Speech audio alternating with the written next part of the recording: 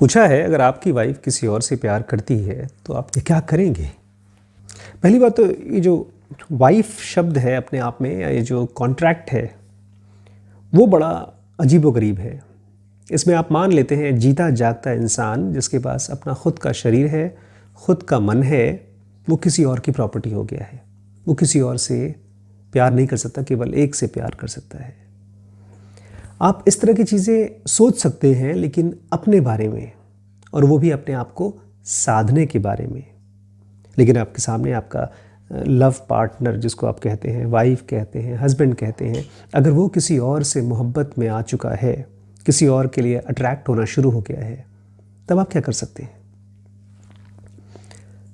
हाँ, आपके साथ कुछ होगा। आपके सवाल में एक तरह की पेन है, एक तरह का एंगर है, और वो एंगर और पेन कहाँ से आ रहा है?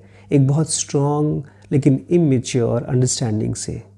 आप ये समझते हैं कि जिसने आपको आई लव यू बोल दिया है और शादी के कॉन्ट्रैक्ट में बांध दिया है, उसका मन पूरी तरह से आपके लिए डेडिकेटेड होगा।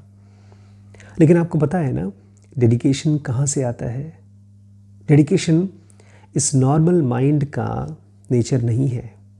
जिस माइंड में ढेर सारे कॉम्प्लेक्स और कॉन्ट्राडिक्टरी इमोशंस हैं, लव और हेट दोनों है, वो कहाँ डेडिकेट कर पाएगा? इनफैक्ट वो लव कहाँ कर पाएगा?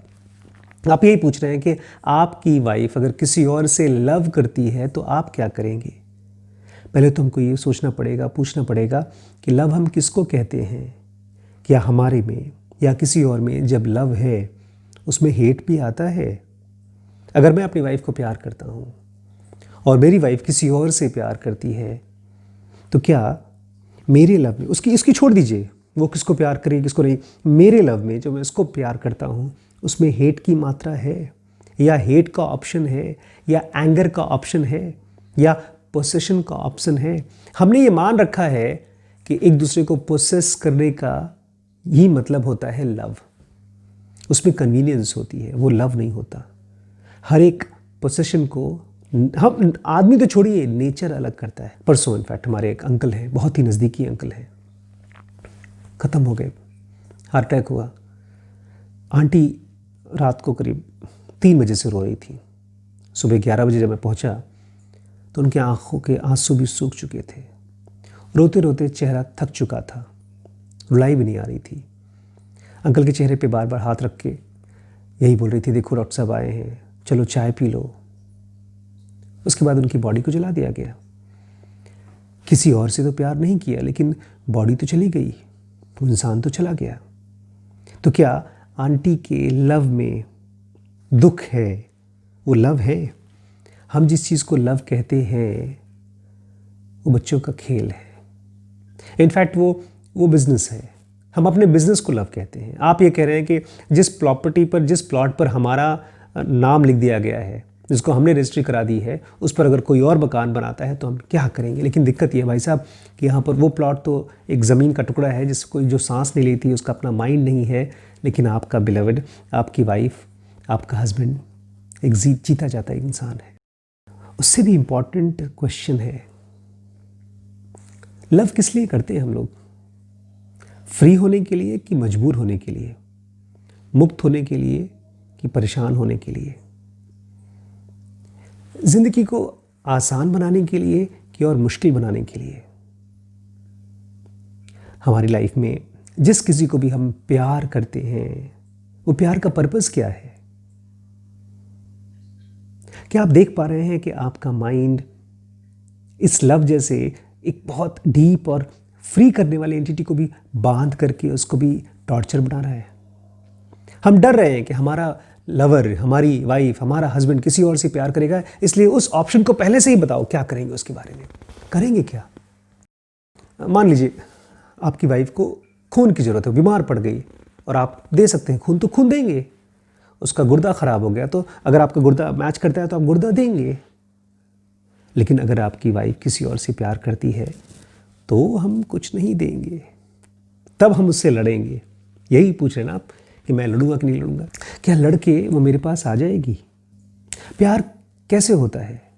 छीना जाता है, या कभी किसी को छीन कर प्यार पाते हुए देखा है? क्या सचमुच में वो खुशबू रह जाती है प्यार में? एक फूल में खुशबू कब होती है? जब वो पेड़ में लगा होता है। पेड़ की नसों से फूल के अंदर में जो उसके पेटल्स होते हैं, उसके रंगों में से उसके तंतु निकलते हैं, तो वो जिंदा होता है। मेरा रिएक्शन क्या होगा जब मेरी वाइफ किसी और से प्यार करेगी? मुझे पता चलेगा कि मैं कितना बंधा हूं। अगर मेरे अंदर में गुस्सा आएगा, फ्रस्ट्रेशन आएगा, जेलसी आएगी, तब मुझे मालूम पड़ेगा कि मैं कितना बंधा हुआ हूं। तब मुझे अपने अंदर की एक और परत का खबर पता चलेगी। मुझे मालूम पड़ेगा कि मैं केवल अपने शरीर से नहीं, किसी और के शरीर के साथ भी फंसा हुआ हूं। बस यही होगा, इससे ज़्यादा कुछ नहीं होगा। उसके बाद तो जो होगा वो सब हमारा माइंड और बॉडी करेगा। उसके बाद हम क्या करेंगे? लेकिन एक समझदार आदमी जिसको एक सच की तरह दिखाई देता है, फैक्ट की तरह, कि प्यार में हेट्रेड, प्यार में फ्रस्ट्रेशन, प्यार में दुख, प्यार में जेलसी, फिर वो पहली बार पूछेगा क्या यही प्यार है या कोई और चीज? क्योंकि ट्रू लव, जिसको कृष्णा जी कहा करते थे, जिसमें फ्रीडम होती है, उसमें कोई पोसेशन नहीं होता। क्या आप फ्री हो सकते हैं? अगर आप फ्री हो सकते हैं तो आप प्यार कर सकते हैं। वो प्यार जिसमें कोई दाग नहीं होता। वो प्यार जिसमें सामने वाला इंपॉर्टेंट होता ही नहीं है, आप ही इंपॉर्टेंट होते हैं। और इंपॉर्टेंट का मतलब ईगो नहीं, इंपॉर्टेंट का मतलब आपका स्टेट ऑफ माइंड। देखिए, जिंदगी एक चैलेंज है और लाइफ आपको उन चैलेंजेस पर ले आएगी जिन चैलेंजेस से आप बचने की कोशिश कर रहे हैं। जीसस क्राइस्ट को सूली पर चढ़ाया गया है। बुद्ध को तो उस तरह की कोई सूली नहीं दी गई, लेकिन उनके लिए उनका घर ही सूली हो गया था। वो एक चैलेंज था। खुद ही अपनी वाइफ को छोड़ दिया था, किसी और के लिए नहीं, अपने को जानने के लिए। तो ये आपके लिए मौका है। सफरिंग, हर एक सफरिंग, किसी भी तरह की सफरिंग हो, चाहे प्यार से रिलेटेड हो, चाहे पैसे से रिलेटेड हो, चाहे सेहत से रिलेटेड हो, एक मौका है मुक्त होने का। उसको अपने ईगो इश्यू मत बनाइए, चीज़ों को कॉम्प्लेक्स मत करिए, इन विचारों की बातों पे विश्वास मत करिए। ये विचार बड़े चालाक और बड़े ही मूर्ख होते हैं, उलझे हुए होते हैं। अगर वो किसी और से प्यार करती है तो कैसे कर सकती है? अरे है, जो चीज़ हुई है वही तो हो, आप देख रहे हैं, और होती है। जैसे मैंने कहा ना, हम सबके साथ होगा ये। ऐसा बहुत रेयर होगा कि हस्बैंड और वाइफ एक साथ अपने शरीर को छोड़ें और एक साथ परलोक सिधार जाएं। एक दिन या एक घंटे या एक दो महीने या एक दो साल पहले कोई ना कोई जाएगा। डेथ तो वो सौतन है जो आपसे पहले आपके बिलेवड को ले जाएगी। उसके पहले मुक्त हो जाइए। आप अपने बिलेवड के लिए एक फ्रीडम बनिए, मुक्ति बनिए। जब रमण महर्षि एनलाइटेंड हुए थे, उनकी माँ बड़ा चाहती थी उससे पहले कि वो आ जाए, घर रहें, लेकिन उन्होंने सबसे पहले काम किया अपनी फ्रीडम पे, अपनी मुक्ति पे। एक बार जब वो एनलाइटेंड हो गए तो उनकी माँ उनके पास आकर रहना शुरू कर दिया।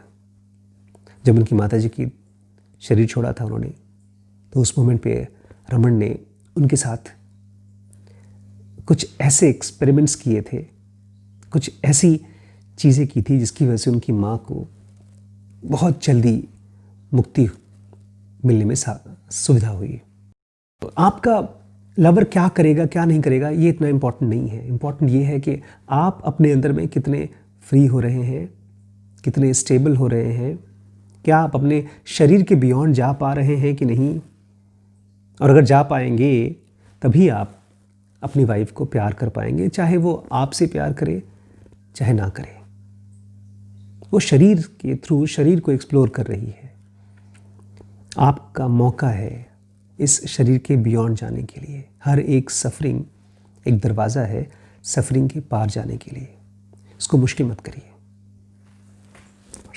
सारे कोर्सेज ज्वाइन करने के लिए ये नंबर है। अलग अलग कोर्सेज करना है तो WBX बिजनेस के लिए है, BDM आपके डिसीजन मेकिंग के लिए है, जिनका बेसिक एडवांस कोर्स स्पिरिचुअलिटी के लिए है, पेरेंटिंग का एक कोर्स है SPPT और SPMT ब्रह्मचर्य का कोर्स है, और रिलेशनशिप के लिए लिमिटलेस है। आज ही ज्वाइन करिए।